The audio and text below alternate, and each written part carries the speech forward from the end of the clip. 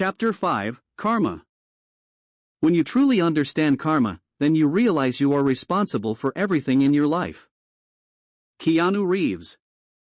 In this chapter we dive deep into karma and the principles surrounding it. We discuss many different concepts and practices you can implement in your daily life and recovery. We explain each of these different concepts in this chapter. In later chapters we will talk in more detail about the daily actions and steps of this practice which are designed to incorporate the concepts of this chapter as well as strategies to implement them in your life and recovery on a daily basis. For now, let us define these concepts and take a closer look at our meaning. The word karma. The word karma means action. It refers to any intentional action you take. Karma can also refer to the cumulative action you take in your life. If the cumulative actions of your life are positive, your life will generally be positive. If your cumulative actions are negative, your life will generally be negative. Of course, there are always exceptions to these rules. There are always going to be people that do bad things and get away with it. There are always going to be outside influences that are out of our control. As humans, we are always interacting with each other and may fall victim to someone else's negative karma, our negative actions. Our lives in active addiction have certainly caused negative karma and outcomes that have affected others.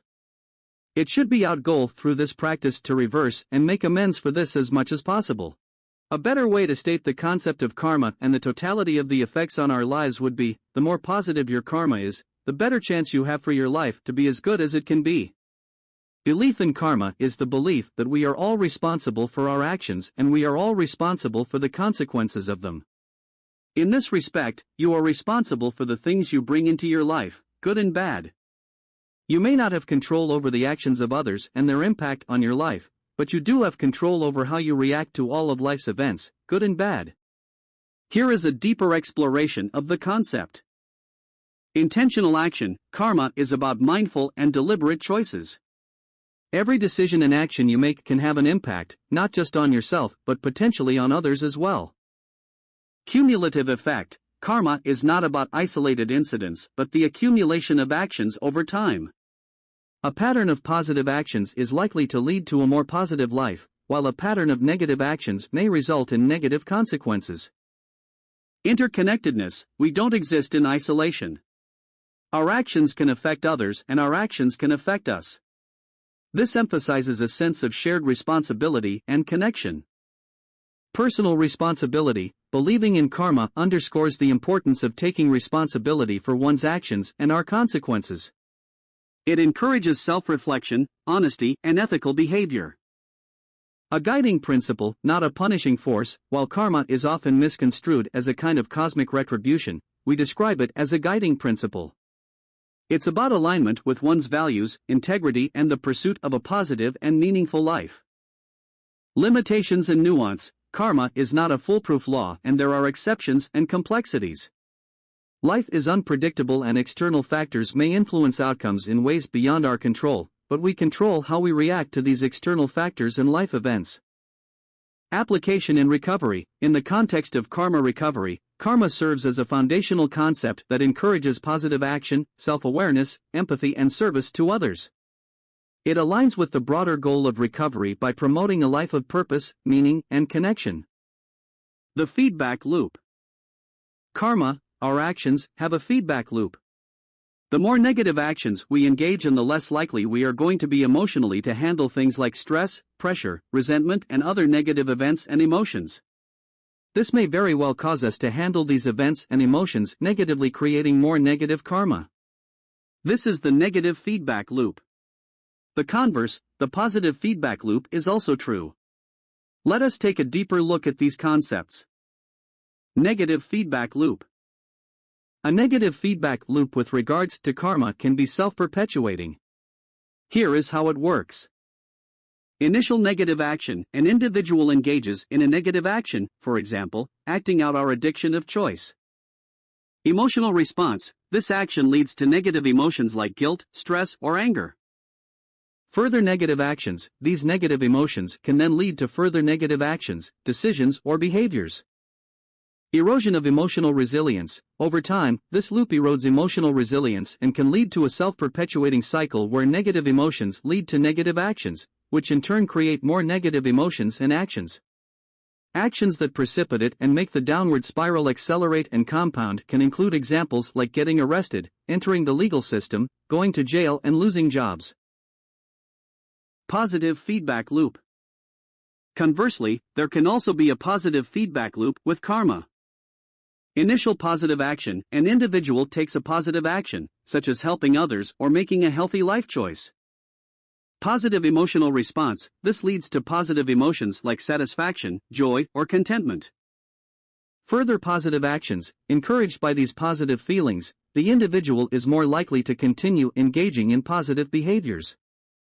Building emotional resilience. Over time, this positive feedback loop builds emotional resilience, fosters personal growth, and enhances well-being. In both cases, the feedback loop shows how our actions are not isolated events but part of an ongoing process that shapes our lives, emotions, and interactions with others. Understanding this concept can be a powerful tool in self-development and recovery, encouraging people to be mindful of our actions and the cycles they might be perpetuating. In addition to this, realizing that we have control over our actions and thus responsibility, this affirms our ultimate control over our lives. As we will discuss further, once we have a period of abstinence from our addiction of choice and are no longer physically dependent upon it, we have a choice. We are, at this point, responsible for our actions. This responsibility and awareness of it gives us control over our lives. Breaking a negative feedback loop often requires conscious effort, self-awareness, and sometimes professional guidance or support. It can involve identifying the underlying causes of the negative behaviors, implementing coping strategies, developing emotional intelligence, and fostering a supportive environment. All these strategies have been thus purposefully integrated and in many ways are cornerstones of this practice. Karma recovery is a method that recognizes and works with these principles, aiming to guide us from the ultimate negative feedback loop, a life of perpetual negative karma, into the ultimate positive feedback loop. This being a life of positive karma, a life of purpose. We are responsible. While other recovery programs may focus on a sense of powerlessness over addiction, the karma recovery approach is rooted in an idea of our control over our actions and choices after a period of abstinence. While we agree that a person has little choice when physically addicted to substances, once there is a period of abstinence and they no longer have the physical addiction, ours is a choice. Even before the physical addiction ceases, many times, an individual has a choice to seek help. This implies an agency over one's destiny.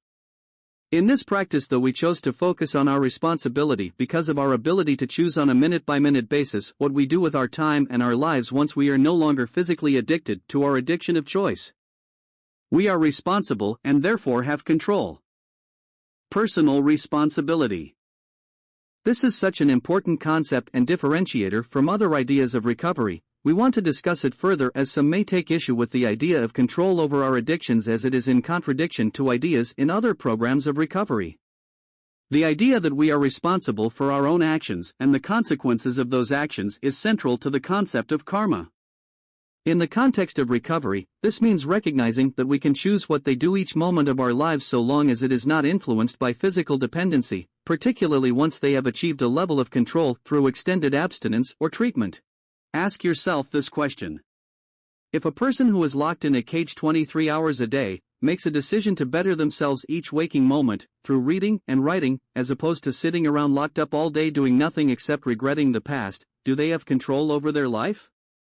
They may have little control in most of the ways most of us take for granted, but in the way that really matters, the person who spends every moment of their day locked up, yet still bettering themselves, in many ways is exhibiting more control over their lives than many with an incalculable amount of more freedom, which normally would be defined as control. This example in many ways is analogous to addiction in the sense that many of us were imprisoned by our addiction, but as we have discussed, while in our prison of physical addiction, we had little choice. When freed from that prison, we have a choice and therefore have responsibility. The wonderful thing about this responsibility is that it gives us the choice to better our lives through living a life of purpose. That is the message we wish to drive home to practitioners. You can change your life and the life of all those around you. It may seem daunting and for some even impossible in the beginning.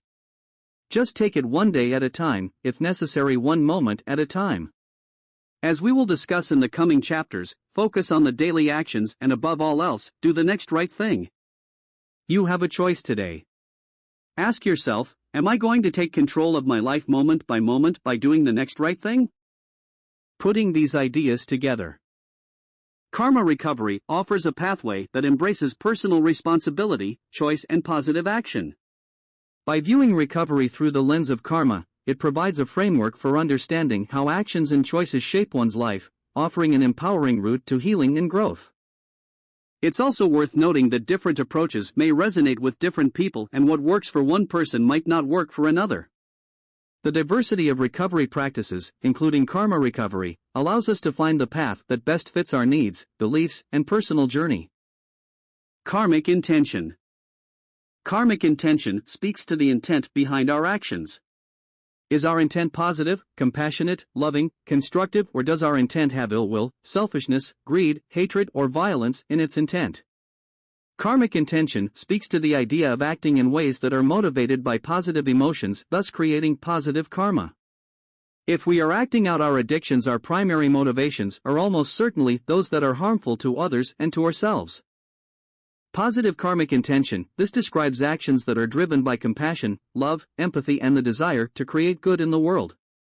Acting with these intentions often leads to positive outcomes and fosters a sense of connection with others.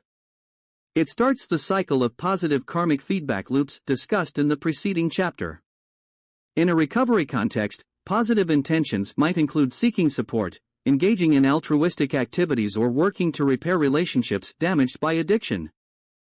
Negative intentions, conversely, negative intentions are rooted in ill will, selfishness, greed, and other harmful motivations. These can lead to destructive behaviors and are often at the core of addictive actions.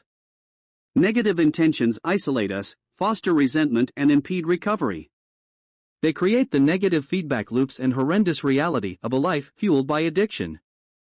Karmic intention in recovery. Self-reflection, understanding one's intentions requires deep self-reflection. What are the underlying motives for a particular action? Are they rooted in a positive or negative place? This kind of introspective examination can be key to understanding addiction and charting a course for recovery.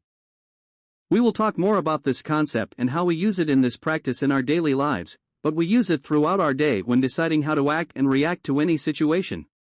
We also use it in our daily inventory. We take a short daily inventory at night or in the morning to review our previous day and how we implemented karmic intention. We do this not to criticize ourselves, but instead to continuously improve and do better. Shifting intentions. Recovery often involves a fundamental shift in intentions. Moving from self-centered or destructive motives to those that are constructive, compassionate, and community-oriented is often a central part of the recovery journey. Reviewing each day and how we have fared with karmic intentions helps us in this shift. Ongoing practice. Working with karmic intention is not a one-time event. It's an ongoing practice that requires continual attention, effort, and support. Tools like mindfulness, meditation, therapy, or support groups are valuable tools in maintaining a focus on positive intentions and building habits of positive karmic intention. Challenges. It's worth acknowledging that shifting intentions is not easy, especially when grappling with addiction. Most of us have lived most of our lives exemplifying negative karmic intention as a defense or survival mechanism. Karma recovery has been developed to help us change mentally, emotionally, and physically into people that use positive karmic intention in every area of our life. It takes time, but eventually this will be our default behavior and something we do effortlessly. Something that we do because it is ingrained in who we are, much like negative karmic intention was ingrained in us in active addiction. Negative motivations and patterns of behavior may be deeply ingrained. Support from a community, therapist, or recovery program may be essential in navigating these challenges. What karmic intention offers. Karmic intention offers a rich framework for understanding and addressing addiction. By focusing on the underlying motivations behind actions, we can work to foster positive, healing intentions and move away from destructive patterns. This approach aligns well with the emphasis on personal responsibility, positive action, and community engagement found in karma recovery. As always, the application of these principles is most effective when tailored to the individual's unique situation and supported by professional guidance or a supportive community. How to create positive karma. One of the ways we can start creating positive karma is by breaking the cycle most people that struggle with addiction are in. The negative feedback loop we spoke about earlier. In the Buddhist teachings, there are what they call the 4 heart practices.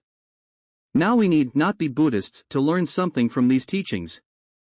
Practicing these principles will make us better people and improve our karma. Ask yourself how many times you utilize these 4 practices throughout your day and how your days would be different if you did more. The 4 heart practices. The 4 heart practices, often referred to as the 4 immeasurable or the 4 divine abodes, are foundational teachings that resonate deeply with the principles of addiction recovery, personal growth, and the nurturing of positive karma. These practices offer a roadmap to transcend the negative feedback loops often associated with addiction. Let us delve deeper into each of these practices and our profound implications in the realm of recovery. Metta, loving kindness. Description: Metta is about nurturing an authentic, unconditional, and compassionate wish for the happiness and well-being of all sentient beings, oneself included. Application in recovery: embracing metta or loving kindness towards oneself can be a potent antidote to the self-deprecation and guilt that addiction often engenders. By extending this benevolence towards others, one can mend frayed relationships and weave a tapestry of a supportive and understanding community. In the context of recovery, this practice can be transformative, replacing self-loathing with self-love and fostering a sense of belonging and interconnectedness. Karuna, compassion. Description: Karuna embodies the earnest desire to mitigate suffering, both in oneself and in others, underpinned by a deep-seated understanding of the nature of that suffering. Application in recovery: compassion, in its true essence, can illuminate the underlying triggers and traumas that often precipitate addiction. By recognizing, feeling, and acting upon this compassion, we can embark on a healing journey and extend a helping hand to others ensnared in similar struggles. This shared compassion not only fosters personal growth but also strengthens the bonds of community and mutual support. Mudita, sympathetic joy. Description: Mudita is the celebration of the happiness, achievements, and successes of others, devoid of any shades of envy or comparison. Application in recovery: in the recovery journey, rejoicing in the milestones and victories of others engenders a spirit of camaraderie and collective progress. By eschewing feelings of rivalry or bitterness, the focus shifts towards collaboration, mutual encouragement, and shared joy. This collective celebration acts as a beacon of hope, signaling that recovery, though challenging, is a journey worth undertaking. Upekkha, equanimity. Description: Upekkha is the cultivation of a serene, balanced, and discerning mindset that neither clings to pleasurable experiences with desperation nor shuns unpleasant ones with aversion. Application in recovery: the path of recovery is replete with peaks and troughs, moments of elation and despair. Equanimity equips us with the resilience to navigate these oscillations without succumbing to them. It bestows a sense of stability, enabling one to confront challenges with a clear, calm, and wise demeanor, as opposed to falling back into reactive and detrimental patterns. In essence, Upekkha is the anchor that steadies the ship of recovery amidst the turbulent seas of life. Practicing the 4 heart principles. Mindfulness and meditation: regular meditation on these qualities can nurture our growth. Mindfulness helps in recognizing opportunities to practice them in daily life. We have an entire chapter on meditation. It is one of the cornerstones of this practice. We will discuss it in depth, and it is one of our daily activities. The concept of mindfulness is also a cornerstone of this practice. There is no better way to sum up the relationship between recovery and mindfulness than taking life one day at a time or even one moment at a time. Community support: engaging with a supportive community that values these practices can be immensely helpful. It provides encouragement and shared wisdom. We have spoken about meetups where you can find like-minded people and develop relationships based on common interests and goals. We will speak more about developing a network in recovery. This too is part of our daily activities. Professional guidance, therapists or recovery coaches familiar with these teachings can help tailor them to our unique needs and challenges. The 4 heart practices offer a profound path toward positive transformation, well aligned with the goals of karma recovery. They are practical tools that can be used by anyone, regardless of religious affiliation, to cultivate positive karma, break the cycle of addiction and lead a more compassionate, connected and balanced life. Integrating these practices into daily life may indeed change how one's days unfold and contribute to a more positive and fulfilling existence. More about equanimity. These 4 heart principles give way to equanimity. This is the ability to find peace in the present moment regardless of what our circumstances are. We can handle situations and emotions that used to drive us to act out our addictions. It's the essence of creating positive karma. When you master the ability to create positive karma in even the most difficult situations, you will have taken control over your addiction. Finding peace in the present moment. Understanding emotions, equanimity enables us to experience emotions without being consumed by them. It's about recognizing emotions as transient states, neither suppressing nor being driven by them.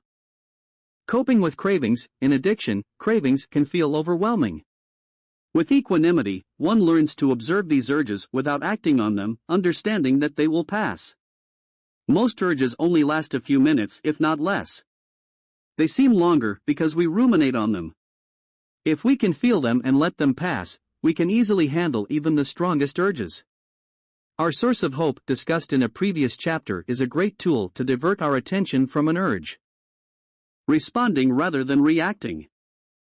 Mindful responses. By cultivating a calm and balanced mind, we can respond to challenging situations with wisdom and compassion rather than reacting impulsively. Breaking the cycle. Reactive patterns often feed the negative feedback loop of addiction. Equanimity helps break this cycle, creating space for thoughtful and positive actions. Creating positive karma in difficult situations. Transforming challenges. With equanimity, challenges become opportunities for growth. Even in difficult situations, we can act with integrity, compassion and kindness, creating positive karma. Building resilience. Over time, practicing equanimity builds resilience, allowing us to navigate life's ups and downs with grace. Supporting other heart practices. Complementing compassion, joy and loving kindness. Equanimity supports and enhances the other 3 heart practices, creating a holistic approach to well-being. Empowerment and control. Taking control over addiction. By mastering equanimity, we take control over our addiction. They learn to navigate life with a clear and balanced mind, making choices that align with our values and the well-being of ourselves and others. Practical ways to cultivate equanimity. Mindfulness meditation. These are practices that focus on the breath, body sensations or emotions, and they can also develop equanimity. Reflecting on impermanence. Understanding that all things are transient can help in developing a balanced perspective.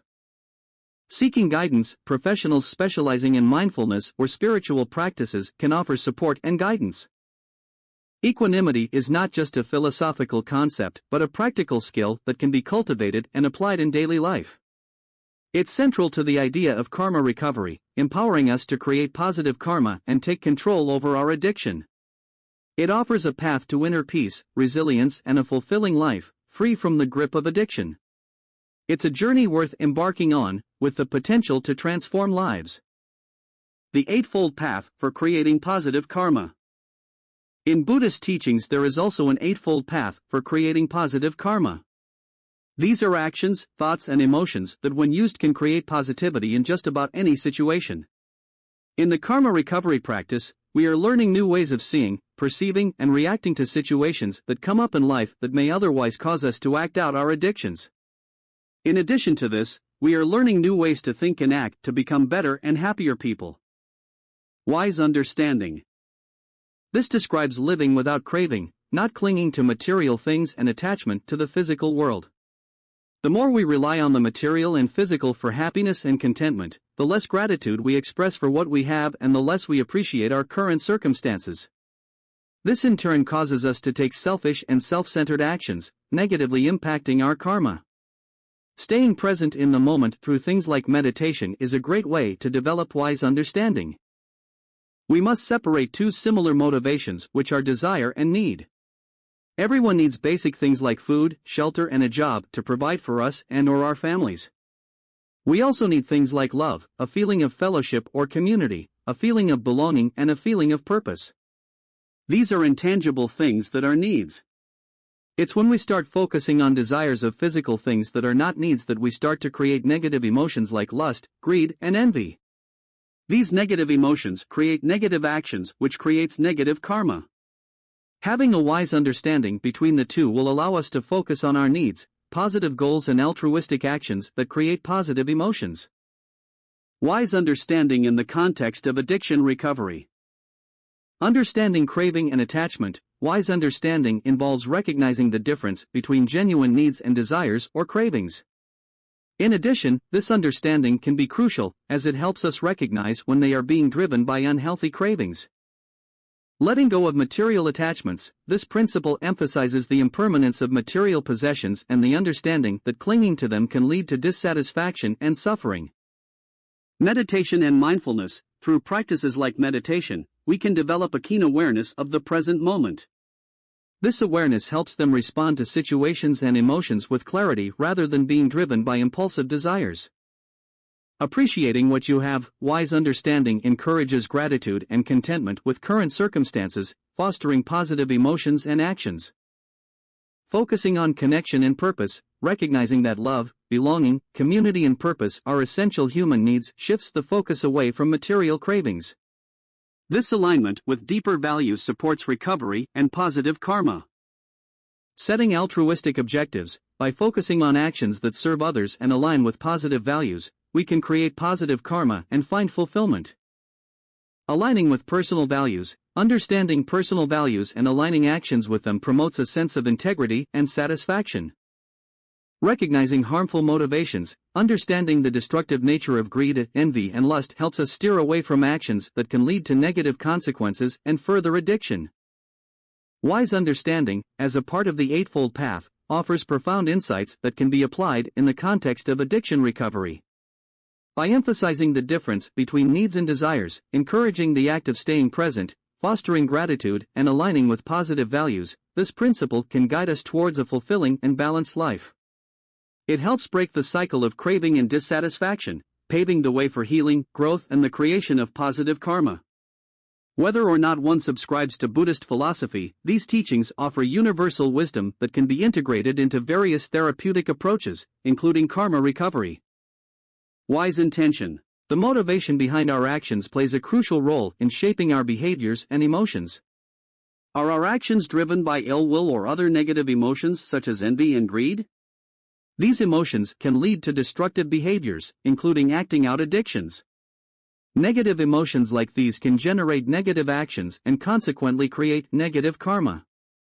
On the other hand, if we learn to live with wise intention, embracing altruistic and positive motivations, such as setting goals for the future, serving others, and striving to become better people, these motivations will foster positive actions and positive karma. It's essential to be aware of particularly negative emotions that can strongly influence our behaviors. Fear, anger, resentment, sorrow, and hopelessness are among these emotions. More than any others, they can lead us to act in ways we typically would not and in ways that profoundly impact our karma negatively. Moreover, they often instigate the acting out of our addictions. Recognizing when we are motivated by these emotions allows us to define strategies to redirect or completely halt the resulting actions. In later recovery exercises, we will delve into this concept more deeply. Finding healthy ways to cope with these emotions is vital. There is substantial scientific evidence that engaging in dialogue with another person or physical activities like exercise can be highly effective in working through these emotions. A study conducted by Salmon in 2001 found that exercise can alleviate symptoms of depression and anxiety, demonstrating the power of physical activity in moderating emotional states. Wise intention is the source of the 4 heart principles. By applying these principles, we can channel our negative energy and emotions in a positive direction. Practicing mindfulness and empathy, as embodied in these principles, has been found to improve emotional well-being.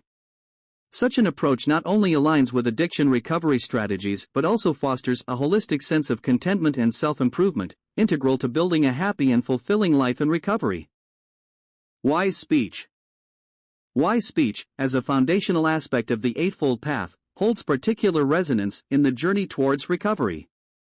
This principle, focusing on causing no harm with our words, is intrinsically connected to the emotions and intentions that fuel our speech. It urges us to ask, are our words used as instruments of assistance or harm? In the context of addiction recovery, embracing wise speech is synonymous with adopting honesty, which stands as a crucial pillar of healing.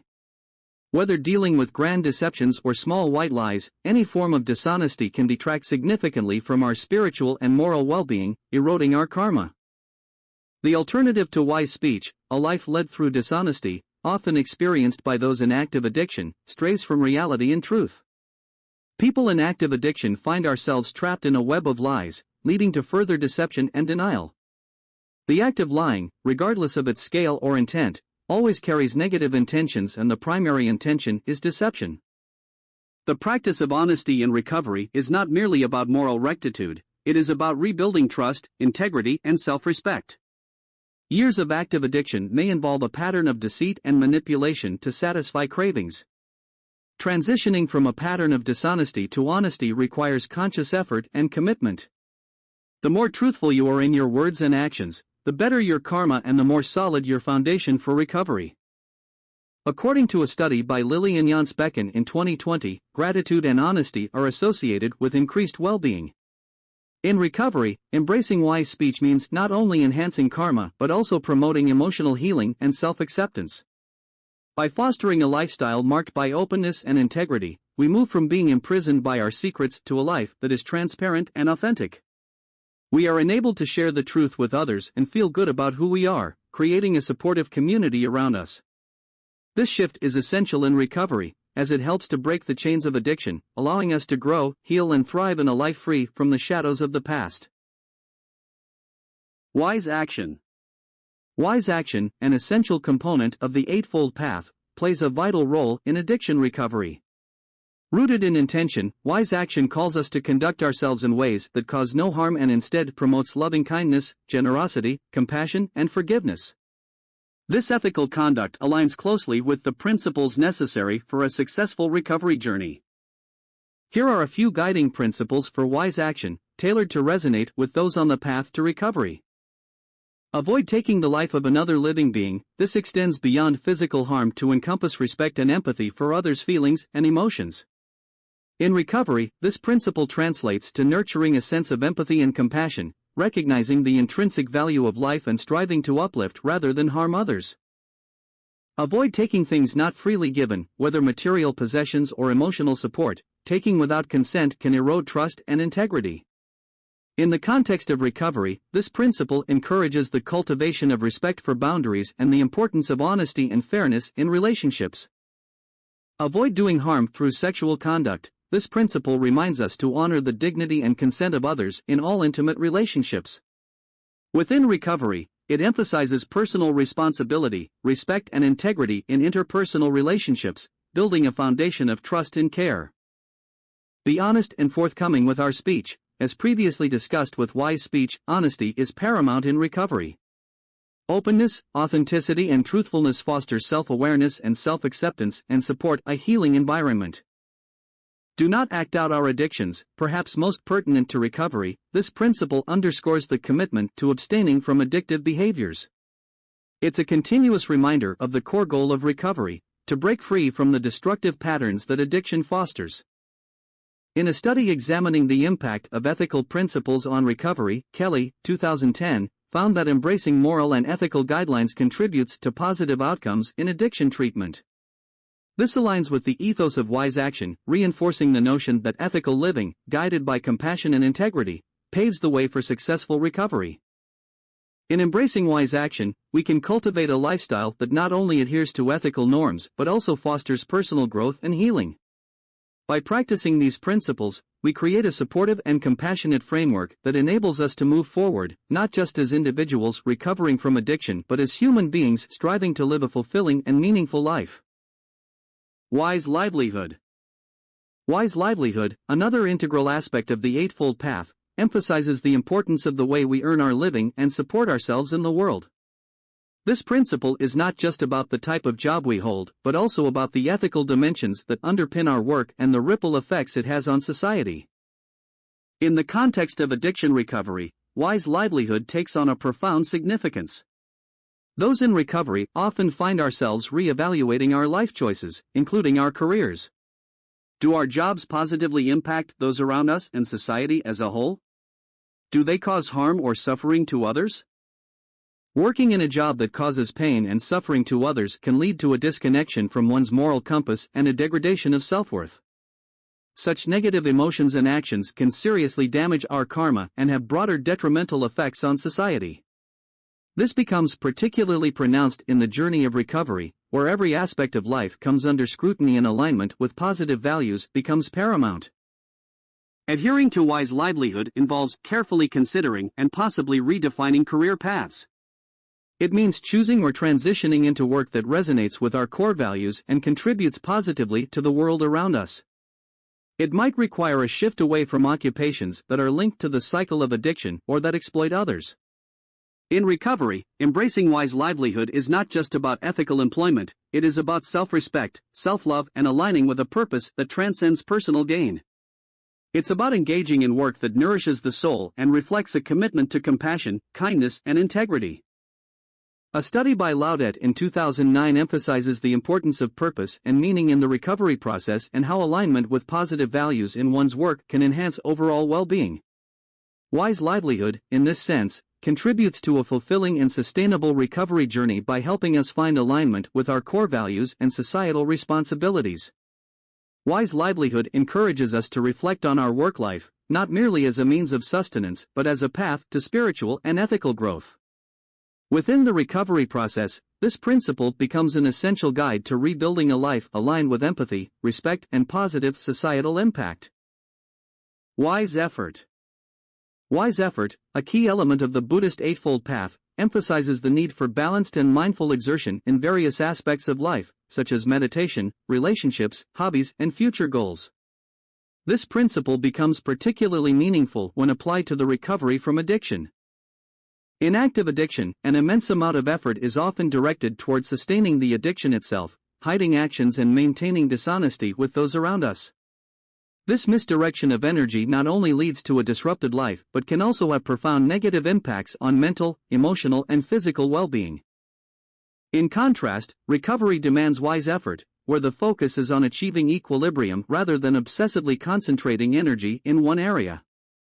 Trading one addiction for another, such as replacing alcohol with excessive exercise, is not in alignment with this principle. Rather, wise effort in recovery guides us toward a well-rounded, balanced life where attention is judiciously distributed among various important aspects. Here's how wise effort can be applied in recovery. Mindful engagement, cultivating mindfulness in activities, ensuring that effort is neither excessive nor inadequate and that it aligns with positive growth and well-being.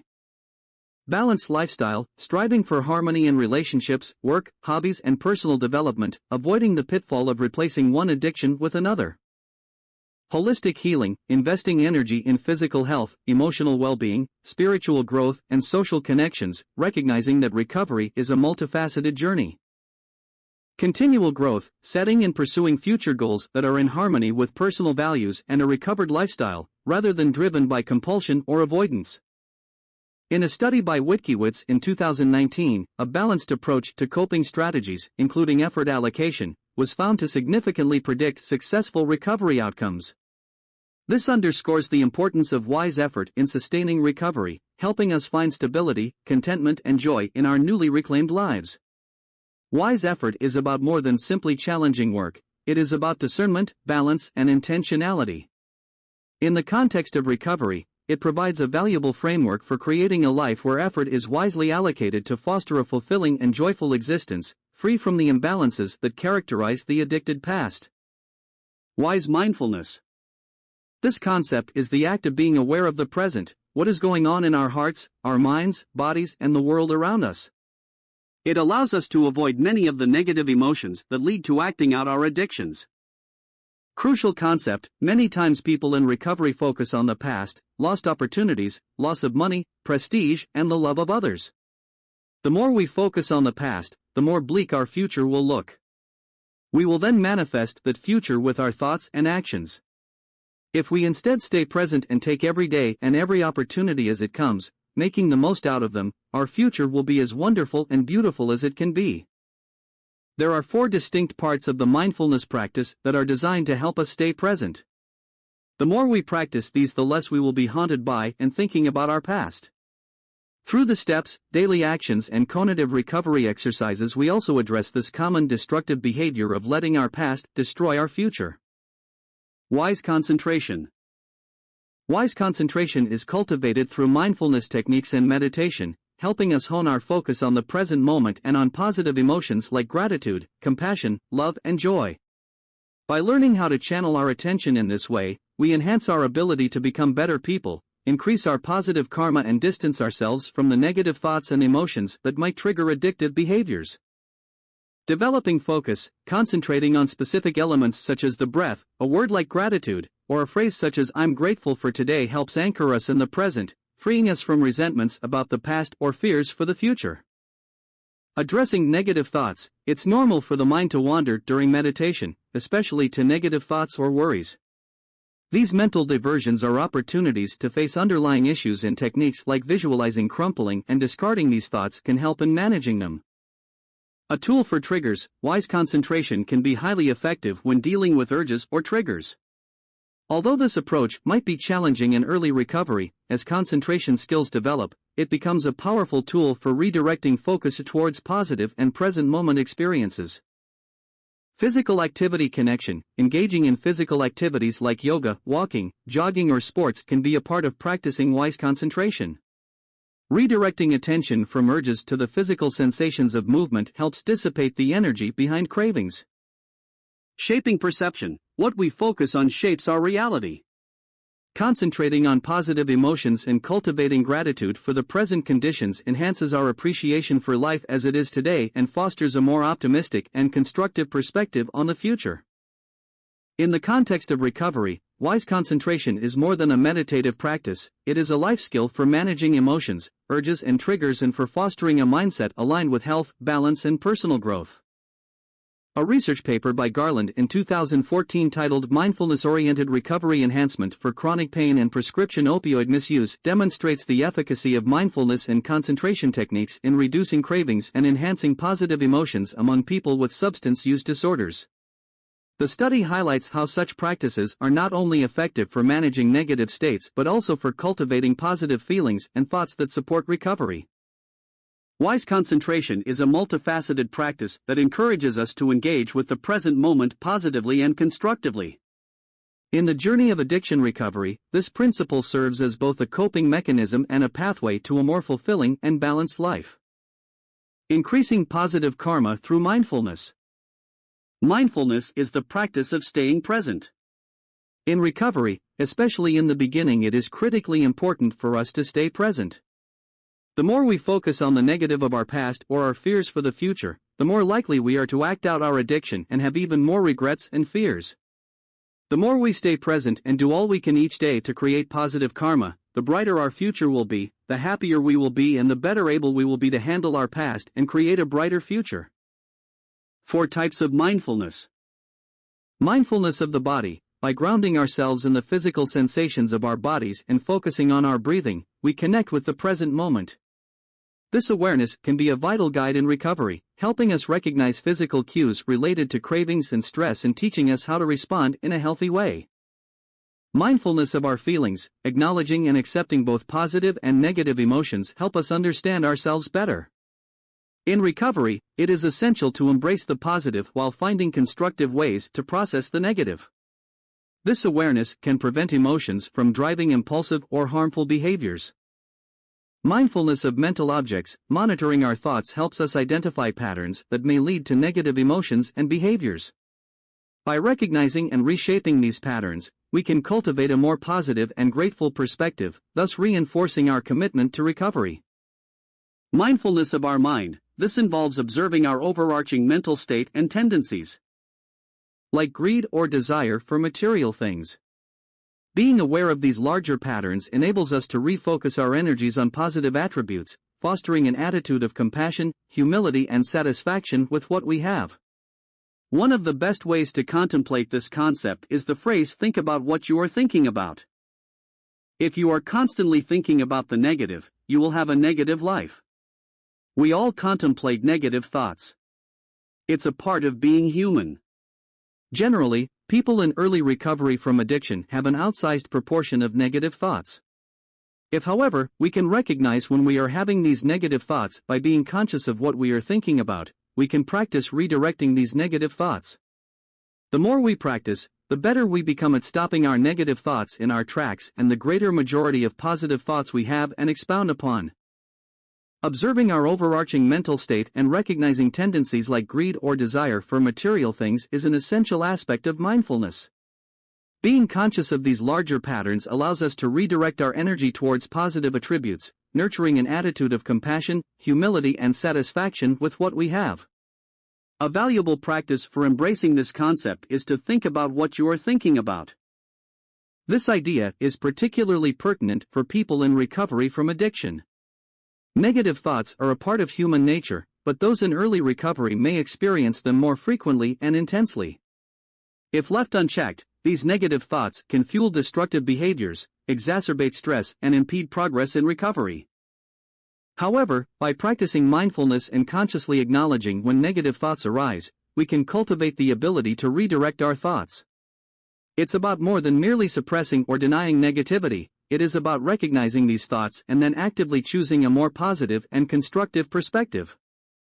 Over time, this practice can foster a greater proportion of positive thoughts, leading to a more positive life overall. It may sound simple, but the impact on recovery can be profound. A more positive mindset can create a supportive mental environment that reinforces the recovery process, enhancing emotional well-being, resilience, and overall happiness. In the context of addiction recovery, this mindfulness practice helps build a vital skill: emotional self-regulation. It becomes a mechanism for intercepting negative thought patterns that might otherwise lead to relapse. As highlighted in a study by Garland in 2010, mindfulness-based interventions were found to enhance cognitive control over cravings, reduce stress, and promote emotional well-being. This shift from negative to positive thinking is not just about enhancing mood, it becomes a powerful tool in building a life free from addiction. It symbolizes a broader transformation in how we relate to ourselves and the world around us, and it is a skill that can continue to nourish and support us long after the initial stages of recovery. The practice of mindfulness is well researched and recognized as a beneficial tool in addiction recovery. It's not just about preventing relapse. Mindfulness supports a broader transformation, aligning our thoughts, emotions, and actions with a healthier, more fulfilling lifestyle. Mindfulness training has been integrated into many addiction treatment programs due to its efficacy in reducing cravings and enhancing emotional regulation. A study conducted by Bowen in 2009 titled Mindfulness-Based Relapse Prevention for Substance Use Disorders, a pilot efficacy trial, found that mindfulness practices, including the 4 types mentioned above, significantly reduced the risk of relapse. In conclusion, mindfulness practices can be powerful allies in recovery, helping us stay present, recognize and manage emotions, think more positively, and foster a deep sense of connection to ourselves and the world around us. These practices are more than just techniques. They become a way of life that supports lasting recovery and personal growth. Meditation. Meditation is another cornerstone of this practice. It's one of our daily activities, and we have devoted an entire chapter to it, but let us briefly discuss it now as a primer. Meditation is indeed a powerful tool to cultivate mindfulness, further our understanding of ourselves, stay present, learn to control urges in our mind. Its application in recovery from addiction is significant. Meditation is not merely a relaxation technique, it is an incredible way to develop mindfulness and is often a core part of the recovery process. By meditating, focusing on our breath, or embracing a positive word or phrase, we learn to experience each moment as it unfolds. This practice helps to anchor us in the present, keeping us away from the regret of the past or anxiety about the future. Being able to focus on the positive aspects of the current moment and nurturing gratitude for those aspects plays a vital role in healing. The more we learn to be present and fully engaged with the here and now, the happier and more fulfilled we will become in our lives. This skill is especially critical in the context of recovery from addiction, where the past can be fraught with painful memories and the future filled with uncertainties. In recovery, meditation becomes more than just a calming exercise, it evolves into a method of self-discovery, resilience building, and emotional regulation. It supports the process of healing by fostering a sense of inner peace, self-awareness, and connection to oneself, all of which are crucial in developing the strength to overcome addiction. Studies, like the one conducted by Chiesa and Soretti in 2014, have shown that mindfulness meditation can reduce cravings and substance abuse, improve emotional well-being, and increase overall quality of life for those in recovery. It's a practice that aligns perfectly with the principles of recovery, offering a practical, accessible way to develop the mental and emotional skills necessary to maintain sobriety. This book will delve deeper into meditation, providing insights, techniques, and guidance tailored to support the recovery journey. You will find comprehensive information on meditation in the Steps and Daily Actions section, as well as an entire chapter dedicated to exploring its multifaceted benefits. We will continue to explore this transformative practice throughout the book, shedding light on how it can be a cornerstone in building a life free from addiction. The impact of creating positive karma. Focusing on creating positive karma in your daily life has a profound connection with the process of recovery from addiction. Karma, the idea that our actions, thoughts, and feelings have consequences, plays an essential role in the path to recovery.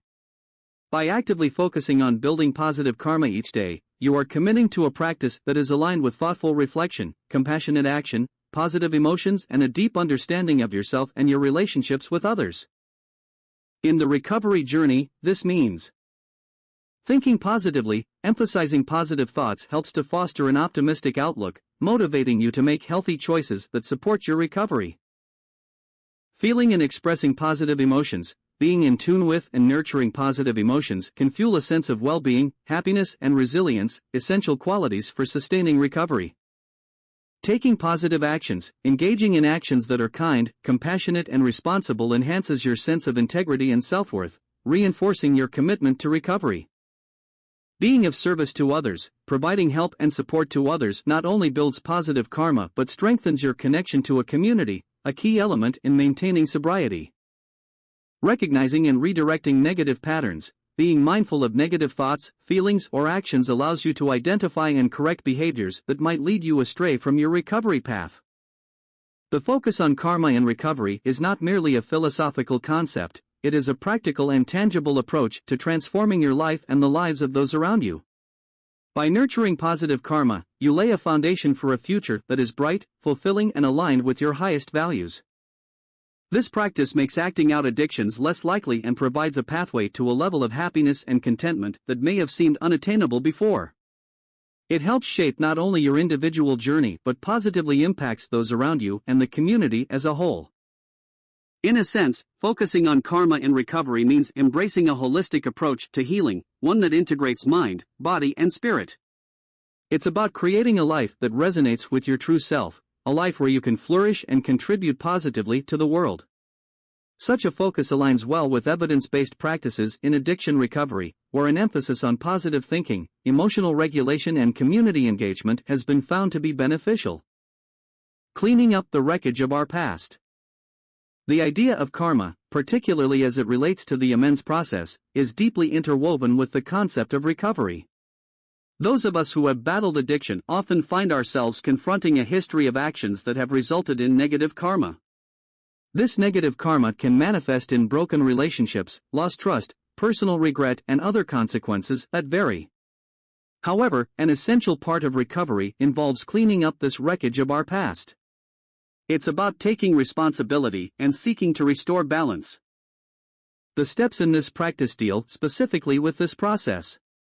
It's a way for us to do as much as we can to make amends for the past, repair relationships, and turn the negative karma of our life into positive karma. This process also helps us put the past where it belongs, in the past. It helps us move forward. It helps us to not let the negative events of our past affect our present and in turn impact our future. Remember our previously discussed concept about having a bleak outlook in the present, as it relates to our past. If regret and remorse is all we think about in the present, we will have a very bleak outlook about our present and future circumstances. This will cause us in most cases to manifest that bleak future. If, however, we can clean up the wreckage of our past, we will have a more positive outlook of our present circumstances and our future, which will enable us to more easily manifest this reality. Making amends, not just apologies. Recovery is more than just saying I'm sorry. It's about demonstrating genuine remorse and willingness to make amends. This can mean asking those we have hurt what we can do to rectify the wrongs and following through with concrete actions. Addressing the past to move forward. 3 steps in the recovery journey are devoted to making amends, reflecting its importance.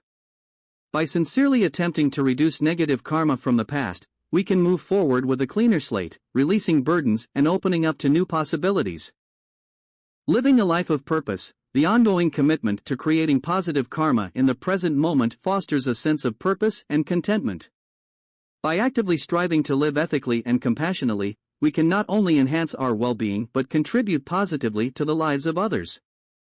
A holistic approach to healing. Understanding karma in the context of recovery connects us to a holistic approach of healing, one that considers not just the symptoms of addiction but the underlying emotional and spiritual dimensions.